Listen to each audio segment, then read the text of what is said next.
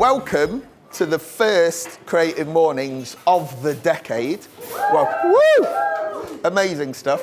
And we've got a pretty good year lined up. We've got all the normal talks. We're also going on the road. Right? We're going a bit of a road show up north into the Shire in, I don't know, somewhere, May. And it's our first birthday, which will do something special, which is we're going to invite the audience to the stage. So instead of having one keynote talk in the Creative Mornings, anybody gets to come up and do a 10-minute talk on the topic of the month. So we're going to showcase our lovely community, you people, on what we're doing. So we've got, it's a good year. We've got a great speaker today, this lady here, Victoria Taylor. But first, we need to do a couple of things. So we've had, for the start of the year, a few new chapters. If you didn't know about Creative Mornings, we're currently, just reading the figures, in 207 cities across the globe, 65 different countries, and has over 20,000 attendees like you every month doing the same sort of thing.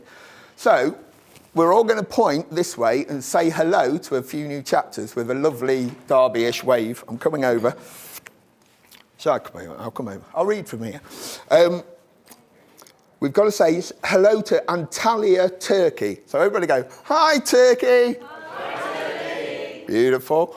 Columbia in Missouri. Hi, Columbia. Beautiful. I won't go through all of them. There's quite a lot. Let's pick one. Oh my God, I can't say that one.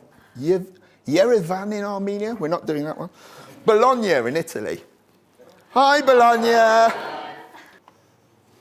So, as ever, we've got a global topic for this month. This month is roots. I'm going to read the official bio. Right, courageous creative work begins below the ground. The Quebec chapter chose this month's exploration of roots, and Felix Girard is the illustrator of the theme. So we're going to crack on straight away with Miss Victoria Taylor. If you give a round of applause for our first speaker.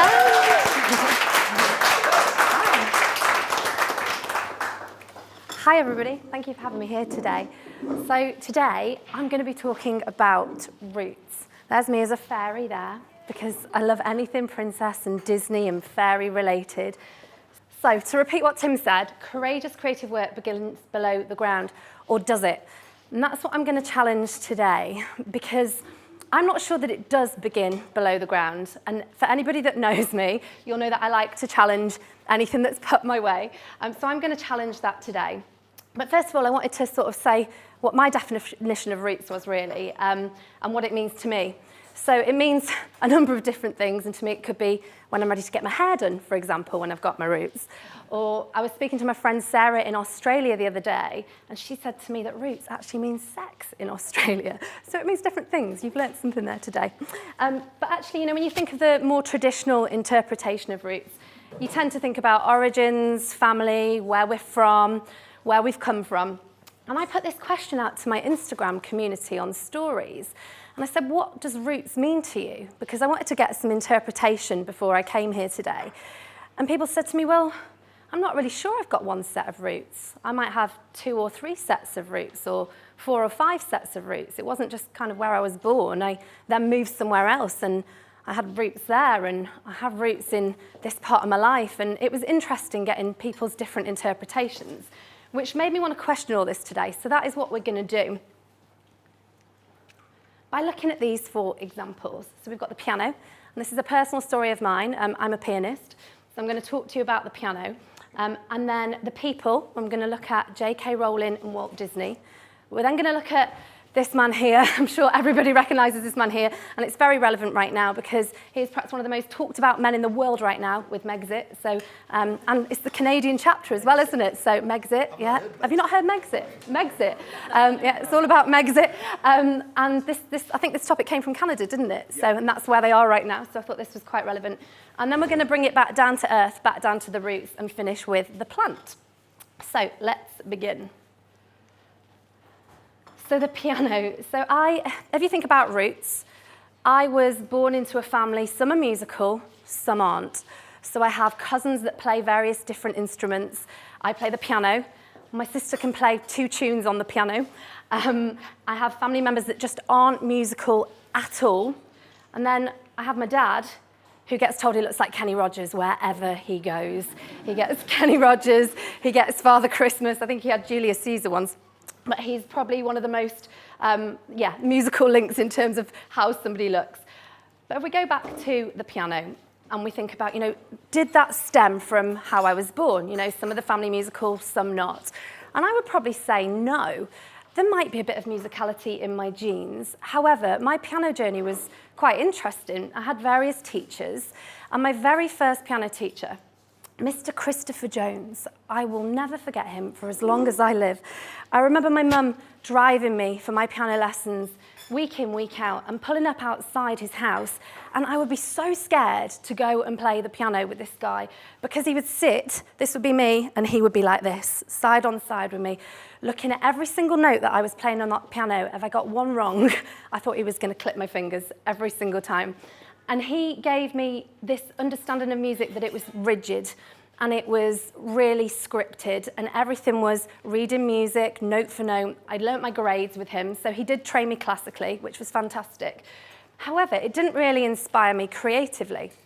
So if we go back to that courageous, creative work begins below the ground, did he really inspire that? No, he didn't.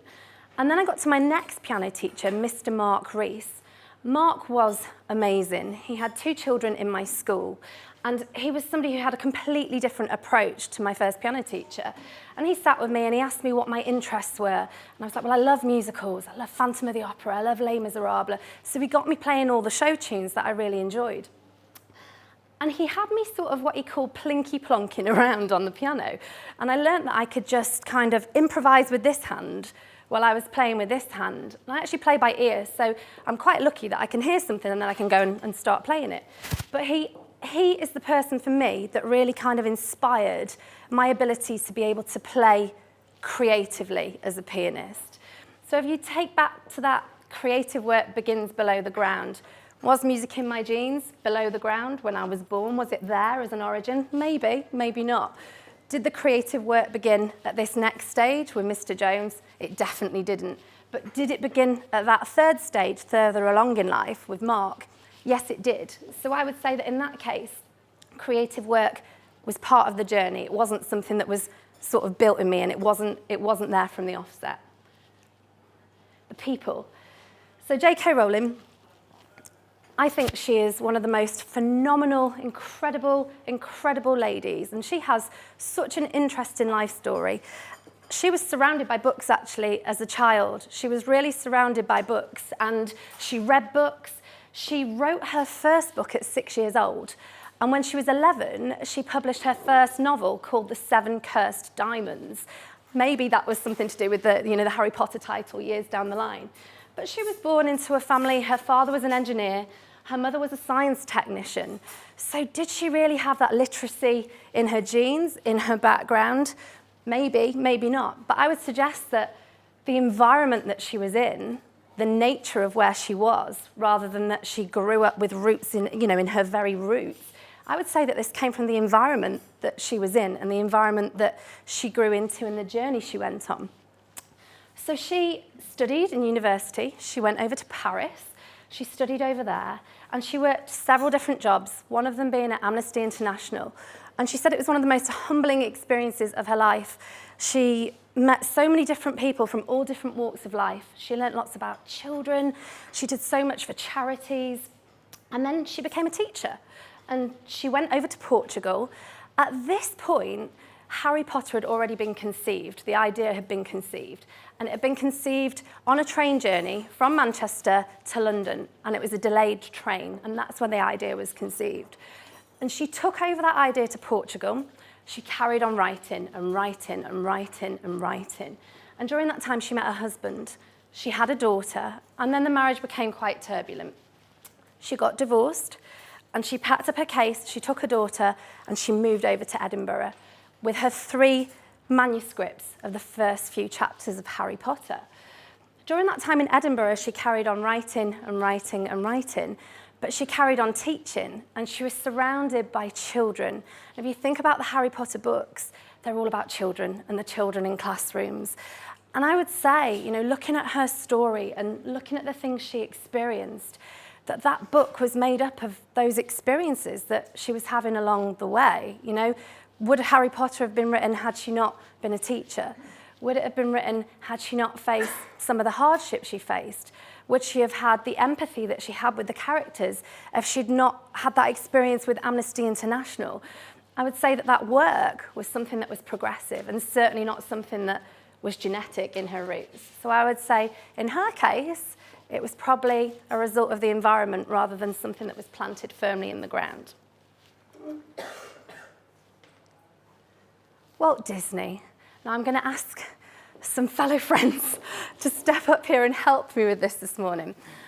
I wanted to talk to you about Walt Disney because Walt Disney, to me, is one of the most incredible human beings because he inspires magic and he inspires dreaming. I often talk about Walt Disney when I'm doing talks, and they're more often than not customer experience related because that's what I tend to talk about, customer experience. And he really, to me, is just so incredibly inspirational. But I wanted to share his life story with you today for anybody that doesn't know the life story of Walt Disney. And I thought the best way to do this was to ask some fellow people to help me share it because you just don't want to hear my voice for the whole story. So I'm going to begin and then I shall direct. Are we going to do this around the room or what's the best way? Yeah. Yeah, okay, people fine. with scripts, please make your way forward. to the front. Okay. Scripty people. These guys have been amazing, by the way. I just asked them today. Thank you. Okay. There's a thing. What number are you? 5. Is it you first? Brilliant. Okay, so this is the story of Walt Disney. A mouse, eternal life, and a stolen rabbit. Imagine a world without Walt Disney. A world where his beloved characters and songs never shaped your dreams. Where magic and visual storytelling never sparked your imagination. And where no whimsical theme parks ever delighted your childhood fantasies. On December the 5th, 1901, Walter alias Disney was born in a small neighborhood in Chicago. He was one of 5 children of Irish, Canadian, German, and American descent. At school, Walt Disney was rather inattentive. His teachers would often catch him daydreaming and doodling pictures of animals and nature. As he grew older, he picked up a knack for storytelling, and he would tell his classmates outlandish tales whilst illustrating on the chalkboard. At 10 years old, Walt and his family moved to Kansas City, where his uncle employed him to sell snacks and newspapers along a railroad. Being amongst trains all summer induced Walt with a fascination for them, a passion which can still be seen in his theme parks today. During the rest of the year, Walt would wake up at 4:30 every single morning with his brother Roy to deliver the newspaper before school. They would make another paper round after school as well. The job was exhausting and Walt would often fall asleep in class, but he continued his paper route for more than 6 years to help his family. The Army and a short-lived business. Walt Disney attended McKinley High School back in Chicago, where he drew patriotic pictures about World War I for the new school newspaper. At 16, Walt Disney dropped out of high school and attempted to join the Army in the fight against the Germans, but he was rejected since he was under the minimum age of 17. Walt was insistent in joining, so he tried again. This time he enlisted for the Red Cross with a forged birth certificate. He was accepted and was soon shipped out to France, where he spent the following year driving an ambulance. For all the bloodthirsty, grisly injuries Walt would face on a daily basis, he found comfort in dreaming up new cartoon characters for his future career as an artist. In his downtime, Walt would give life to his unrelenting imagination by drawing on the side of his ambulance, covering it with cartoons stern to stern. After his time in the Army had ended, Walt returned to Kansas City at 18 with the goal of becoming a newspaper artist. His brother Roy got him a job at the Pesman Rubin Art Studio, where he met Oob Iwerks, a fellow cartoonist. I hope I've said that right. Yeah. Okay. Not even a year had passed when Walt Disney was pushed out of the job, and the justification being his lack of imagination. This would have discouraged many aspiring artists, but not him. With an unwavering optimism and support from his new friend Ube, Walt opened his very first business. Together they formed iWorks Disney Commercial Artists. Sadly, that failed to attract enough customers, and the business went under after only 1 month. Okay. Part 3. Yes. First commercial success and bankruptcy. As determined as Walt Disney was to achieve his goals, no amount of belief was going to get him anywhere without the money to fund it. So he got a job at the Kansas City Film Ad Company, where he produced short films using cutout animation. Meanwhile, at home, Walt began to experiment with a different animation technique using a borrowed camera and book. Later on, he tried to convince the ad agency to adopt this new technique, but was unsuccessful. Walt Disney soon decided it was time to quit talking and start doing. So he left the agency and opened his second business. Walt, Ube, and a handful of animators would work long hours to produce short cartoons called Laugh-O-Grams. These 7-minute animations of modernized fairy tales were shown at the local theatre, attracting enough attention and popularity to keep their business afloat. Although funding soon began to decline, which pushed Walt Disney to work on the story of a live-action girl called Alice exploring an animated wonderland. Before he could finish it, his company went bankrupt, and he was once again left with close to nothing. At 22 years old and already with 2 failed business ventures under his belt, Walt felt the only way he could succeed is if he believed in his dream implicitly and unquestionably. He then packed his suitcase, never leaving behind his favorite canned chili, and made the trip to Hollywood. A whole new chapter of his life was about to begin. Thanks. Now I'm going to go with the Ube as well, so it's like Chinese whispers. A stolen rabbit and an optimistic mouse. Walt met up with his brother Roy, who had just overcome tuberculosis. They pooled their money to set up shop in their uncle's garage in Hollywood. There, Walt dogged. Oh dear. It's taken a bad turn. He dogged studios day after day in an effort to sell his Alice in Cartoonland series. He was rejected time and time again until he heard from Margaret J. Winkler, a New York cartoon distributor looking for a fresh series. Walt Disney's series on Alice was well received, which allowed the studio to hire more animators. His first hires included his friend Ube, iWorks, and an inker who Walt would later marry. Their studio went on to create more animated shorts and later gave life to a chipper, venturesome character called Oswald the Lucky Rabbit. Things were going seemingly well for the studio, although 5 years later, Walt attempted to negotiate a higher fee for the Oswald series, only to find their distributor actually wanted to reduce their fee. It turned out that Winkler and her husband had poached Walt's best employees and made them their own. He also discovered that they had stolen the rights to Oswald the Lucky Rabbit. He was now faced with the ultimatum of accepting a reduced fee for his work or leaving the studio. Walt chose to leave, along with his loyal animator, Ube. Now a 27-year-old, a disillusioned Walt Disney stared blankly out the window while on a train to Hollywood. Disaster seemed right around the corner for his company, but an idea was forming in his restless mind. Walt dug around for his notepad and fervently sketched his idea on paper. The result was Mortimer the Mouse, later baptized as Mickey by Walt's wife. This character was special. He was more human, adventurous, and hugely optimistic, much like Walt Disney himself. He rushed his rather bad sketch over to Ube, who refined Mickey's appearance while Walt worked on defining his character. Walt's team was on board with his new cartoon, but would the audience like him? Excellent. Part 5, Snow White and the Ruin of Disney. Mickey Mouse first appeared in Plain Crazy and the Galloping Gaucho, 2 silent films which failed to find distribution. But Walt was used to failure by now, and he knew better than to roll over.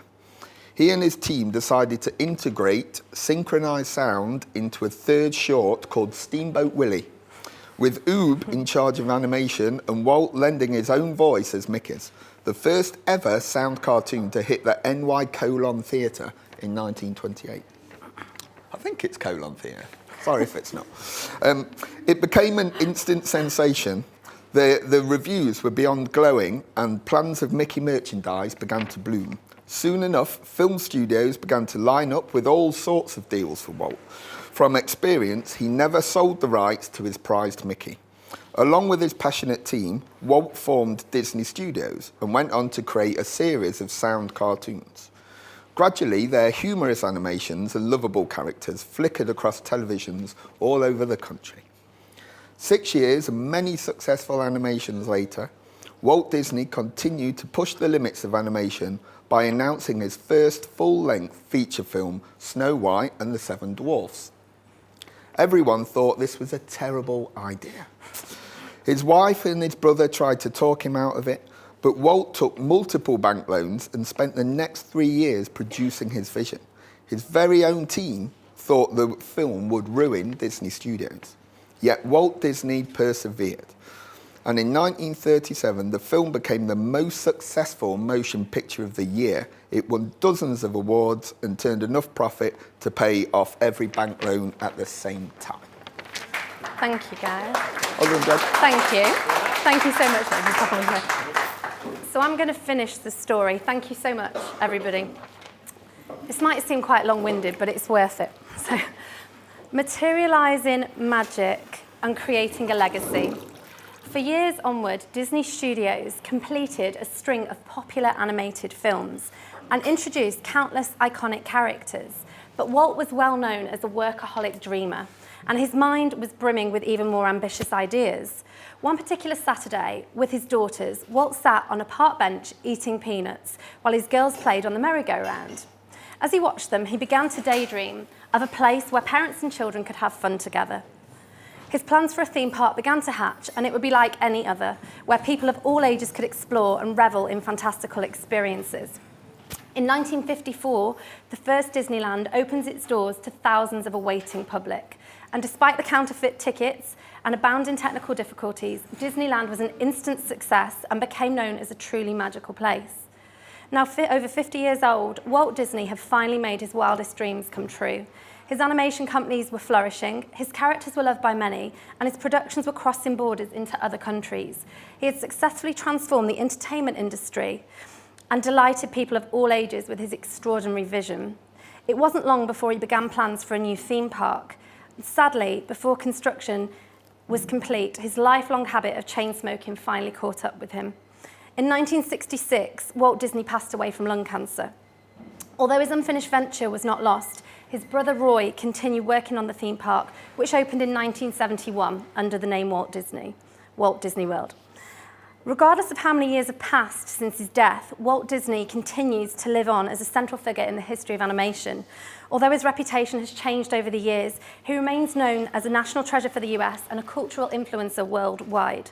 Thanks to his vision and unfailing pursuit of his dreams, Walt's legacy now transcends generations with memorable characters and influential films. His impressive record of 22 Academy Awards is one that is yet to be beaten. If Walt Disney were alive today, he'd warmly reassure you from experience there is no direct path to success, that your accomplishments depend almost solely on, I'll tell you now, your dedication and willingness to persevere. He would also tell you that sometimes the key lies within your most unexpected daydreams. If you can dream it, you can do it. All of our dreams can come true if we have the courage to pursue them. I wanted to tell that whole story today because when we think about roots, we think that it all begins in a place and that we're born into it. You know, when we say it begins below the ground and we're born in it. But when you hear that journey of Walt Disney and you hear about the story of the army and the bankruptcy and the failure and the failing again and the keeping going and the persevering and the creativity and the daydreaming and everything that happened in this guy's life to create what he created, this didn't begin below the ground. This was peppered with magic along the way. It didn't begin in one place. And he planted roots in every single place along the way to leave the legacy that he's left today.